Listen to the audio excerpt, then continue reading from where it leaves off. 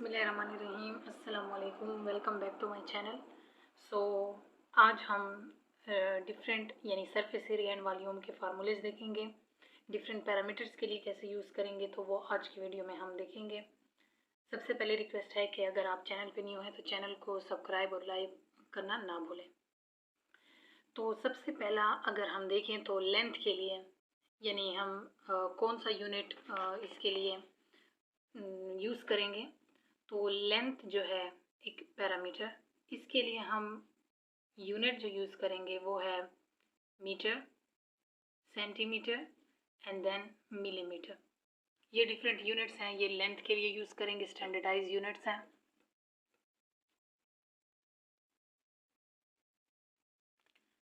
इसके बाद है अगर हम देखें तो मैथ्स के लिए क्या यूज़ करेंगे। मैथ्स के लिए जो यूज़ करेंगे वो यूनिट है किलोग्राम, ग्राम और टन्स भी यूज़ कर सकते हैं यानी मीटर टन। तो ये यूनिट है मैथ्स के लिए। इसके अलावा अगर कैपेसिटी के लिए हमने यूज़ करना हो, किसी चीज़ की कैपेसिटी कितनी है, कितनी जगह को घेरा है, तो यानी लिक्विड में कोई चीज़ है तो उसके लिए लीटर या मिलीलीटर। तो ये थे डिफरेंट पहले यूनिट्स, ये आपको जहन में रखने चाहिए। उसके बाद हम डिफरेंट पैरामीटर्स देखते हैं कि उनको हम किस तरह से यूज़ करेंगे। सबसे पहला अगर शेप है, फॉर एग्जांपल ट्रायंगल है कोई शेप, और ये समझ ये ट्रायंगल है तो इसके लिए जो इसके पैरामीटर्स हैं, तीन साइड्स हैं ए, बी और सी। तो इसके लिए हम इसका पैरामीटर जो है, साइड्स को कहते हैं पैरामीटर, तो इसके साइड के लिए क्या फार्मूला यूज़ करेंगे। पी पैरामीटर के लिए ए प्लस बी प्लस सी, ये फार्मूला होगा ट्रायंगल के पैरामीटर्स को फाइंड आउट करने के लिए, यानी ट्रायंगल की जो साइड्स हैं उनकी लेंथ को फाइंड आउट करने के लिए कि वो कितना है। नेक्स्ट अगर हम देखें सेकंड में कौन सी शेप है, सेकंड है स्क्वायर। स्क्वायर का हमने लास्ट वीडियो में पढ़ा था कि चारों साइड्स इक्वल होती हैं। तो इसमें अगर हम देखें पैरामीटर्स जो हैं उनको हम कैसे फाइंड करते हैं, क्योंकि चारों साइड इक्वल हैं ए बी सी डी, तो हम ए बी सी डी नहीं लगाएंगे बल्कि ए और ए, क्योंकि चारों साइड्स इक्वल है। ये अगर 5 मीटर है तो ये भी 5 और ये भी 5 और ये, तो इनके पैरामीटर्स को हम कैसे फाइंड करेंगे। पैरामीटर्स याद रखें, साइड्स को कहते हैं। तो 4 मल्टीप्लाई ए या P इज इक्वल टू, आप यू भी लिख सकते हैं कि चारों साइड्स यानी ए प्लस ए प्लस ए प्लस ए, तो वही 4 मल्टीप्लाई ए हो जाता है। तो ये है पैरामीटर के लिए फार्मूला, किस चीज़ का, स्क्वायर के लिए। नेक्स्ट है अगर आपको साइड फाइंड आउट करनी हो, पैरामीटर फाइंड आउट करना हो रेक्टेंगल का, तो रेक्टेंगल के लिए आप कैसे फाइंड आउट करेंगे। इसका देखें कि दो साइड्स इनकी इक्वल होती हैं, अपोजिट जो है, और ये वाली दो साइड्स इक्वल होती हैं। तो आप इसको कह सकते हैं कि ये है ए साइड और ये है बी, ये है ए और ये बी। तो इस तरह से इनके पैरामीटर्स को फाइंड आउट करने के लिए इक्वल टू 2 इंटू, ये जो है ये इसकी लेंथ की साइड है तो एल, और ये वाली जो साइड है ये इसकी ब्रेड्थ या विड्थ की साइड है। तो हम यहाँ पर लेंथ मल्टीप्लाई ब्रेड्थ करेंगे, यानी लंबाई मल्टीप्लाई इसकी चौड़ाई। तो इस तरह से हम इसका पैरामीटर फाइंड आउट करेंगे। ये 2 क्यों लगाया, क्योंकि दो साइड्स इक्वल हैं। लेंथ मल्टीप्लाई विड्थ जब हम करेंगे तो वो दूसरी दो साइड्स ऑटोमेटिकली निकल आएंगी। ये फार्मूलाज अपने माइंड में रखने हैं हर शेप के साथ, तो आपको ये याद रहेंगे। 4 जो शेप है उसके साथ किस चीज़ की शेप होगी, ये क्वाड्रेटल की शेप है, जिनके चारों साइड जो हैं वो डिफरेंट होते हैं। 4 साइड्स और चारों ही डिफरेंट, तो इसके लिए हम यहाँ लगा सकते हैं ए बी सी डी, क्योंकि चारों साइड्स डिफरेंट हैं। और इसका पैरामीटर के लिए हम कैसे फाइंड आउट करेंगे, तो यहाँ पर अब A plus B plus C plus D जो वैल्यू होगी उसको पुट करके पैरामीटर्स आप फाइंड आउट कर लेंगे, सबको प्लस करके, क्योंकि चारों साइड जो हैं इनकी वो डिफरेंट है। नेक्स्ट है 5, कौन सी शेप है, ये है सर्कल। सर्कल ये वाली शेप, तो इसके लिए पैरामीटर्स आप कैसे फाइंड आउट करेंगे। इसके पैरामीटर्स जो हैं उसको कहते हैं, पूरा एक जो सर्कल है इसको फाइंड आउट करने के लिए सरकमफेरेंस इसको कहते हैं। लास्ट जो टेस्ट था FGI का उसमें इसके हवाले से MCQs भी आया था। वहाँ पर पूछ रहे हैं कि पूरा एक सर्कमफेरेंस जो है वो कितने के इक्वल होता है, तो 2 पाई r के इक्वल होता है। r जो है वो रेडियस है। तो ये है इसके पूरे पैरामीटर्स को फाइंड आउट करने के लिए फार्मूला। इस तरह से आप इनको माइंड में रखें। इसके रिलेटेड अगर MCQs आए, फॉर एग्जांपल वहाँ पर एक वैल्यू अगर दी हो लेंथ और बता रहे हो कि रेक्टेंगल है, अच्छा इनमें ये भी दे सकते हैं कि एक बुक है तो उसकी लेंथ इतनी है, विड्थ इतनी है, तो उसके पैरामीटर्स बताएं। तो याद रखें बुक इस शेप में होती है, अगर आपने देखी हो 2 साइड बुक के इक्वल होते हैं और 2 इक्वल होते हैं।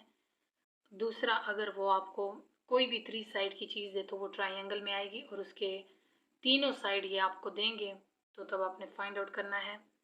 उसके बाद अगर क्वाड्रेटल में कोई चीज़ है तो उसके चारों साइड वो आपको देंगे, तभी आप उसको फाइंड आउट करेंगे इस तरह से। और ये जो है इसमें सिर्फ रेडियस आपको देंगे और 2 पाई की वैल्यू वो आपने पुट करनी है और इस तरह से आप ये फाइंड आउट कर लेंगे। इसके बाद देखते हैं, ये तो थे कुछ इंपॉर्टेंट फार्मूलाज इसके हवाले से। अब देखते हैं कि एरिया के फार्मूलाज जो हैं वो क्या हैं यहाँ पर, यानी डिफरेंट फार्मूला हम देखते हैं। सबसे पहले देखते हैं एरिया का फार्मूला किस चीज़ के हवाले से, पैरेललोग्राम के हवाले से। एरिया का फार्मूला पैरेललोग्राम में क्या होगा वो देखते हैं। पैरेललोग्राम की शेप आपने पढ़ी होगी, लास्ट वीडियो में हमने डिस्कस किए थे उसको डिटेल से। तो ये है पैरेललोग्राम की शेप, जिनके अपोजिट 2 साइड इक्वल होते हैं और एंगल कोई भी 90 का नहीं होता, ये पैरेललोग्राम की निशानी है। तो अगर यहाँ पर आप देखें तो ये है इसकी हाइट और ये है इसका बेस, हाइट और ये बेस। तो एरिया अगर आपने पैरेललोग्राम का ढूंढना हो तो b मल्टीप्लाई h या h मल्टीप्लाई b, क्यों, हाइट मल्टीप्लाई इसका बेस। तो इसको हम फाइंड आउट करके इसका एरिया फाइंड आउट करेंगे, क्योंकि यहाँ पर जो इसका लेंथ विड्थ वगैरह है वो वर्डिंग हम यूज़ नहीं करेंगे। हाइट मल्टीप्लाई विड्थ जो है वो एरिया के लिए यूज़ करेंगे। नेक्स्ट है रोम्बोस। रोम्बोस शेप हमने पढ़ी थी, तो इसमें देखें ये है हाइट और इसको अगर हम देखें ये है बेस। सेम एरिया क्या होगा, बेस मल्टीप्लाई हाइट। तो रोम्बोस की भी अगर कोई शेप रोम्बोस शेप में है तो उसका एरिया हम इस तरह से फाइंड आउट करेंगे। नेक्स्ट है रेक्टेंगल, चारों side equal, sorry square, square है ये चारों साइड जिसके इक्वल हैं। और इसका आपको पता है चारों साइड जब इक्वल होते हैं तो लेंथ ये सारी इक्वल है, तो area is equal to length का स्क्वायर। इस तरह से आप इसका एरिया फाइंड आउट करेंगे। इसका जस्ट स्क्वायर निकालना है। एरिया का आपको पता है पैरामीटर से डिफरेंट होता है, पैरामीटर में चारों साइड होंगी तो एरिया में उसके हाफ होंगे। इस तरह से आप फाइंड आउट करके पूरा एरिया जो है वो निकाल सकते हैं। रेक्टेंगल का हम कैसे एरिया निकालेंगे, क्योंकि यहाँ साइड्स नहीं निकाल रहे, एरिया निकाल रहे हैं, तो फार्मूलाज में डिफरेंट आएगा। ये है विड्थ और ये है लेंथ, तो एरिया जो होगा रेक्टेंगल का वो लेंथ मल्टीप्लाई विड्थ। इस तरह से इन फार्मूलाज को आप इनके साथ कंपेयर करें तो आपको ये याद रहेंगे कि यहाँ क्या चीज़ डिफरेंट है। याद रखें कि जहाँ पर यानी यहाँ आप देखें यहाँ डबल है और यहाँ पर हाफ है, फार्मूला सेम है इनके, यानी रेक्टेंगल में सेम है, रोम्बोस में सेम है, हर चीज़ में सेम है। जस्ट क्या है कि उसके हाफ, क्योंकि एरिया में हम कम जगह लेते हैं बनिस्बत पैरामीटर्स के जिनमें साइड्स हम चारों ले रहे होते हैं। नेक्स्ट है ट्रेपेजियम।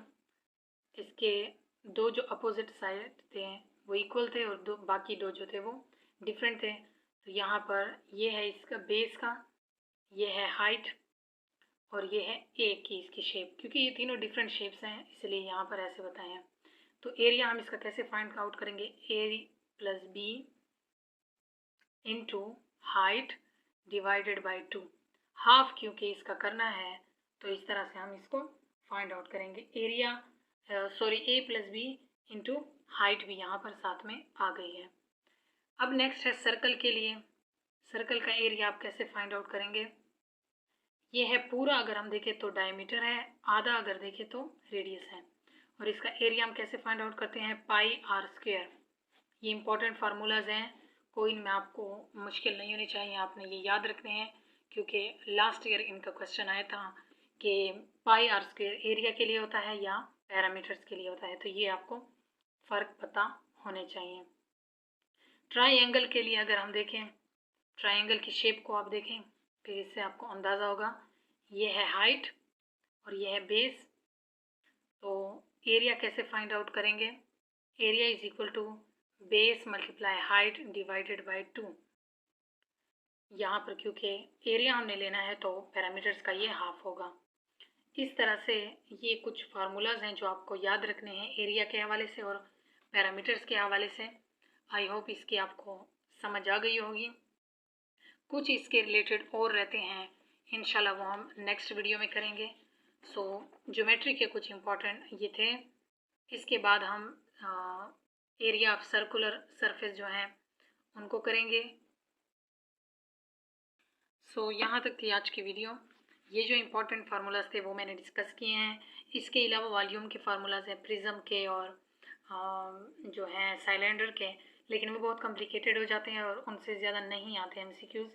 नहीं तो अगर आप लोग चाहते हैं तो मैं कमेंट सेक्शन में मुझे बता दें, फिर मैं करवा दूँगी। ज़्यादातर ये इंपॉर्टेंट है क्योंकि इतने कॉम्प्लिकेटेड क्वेश्चंस नहीं आते, इनके जस्ट आप प्रैक्टिस करें डिफरेंट MCQs। तो आई होप इसकी आपको समझ आ गई होगी। टिल नेक्स्ट वीडियो, अल्लाह हाफिज़।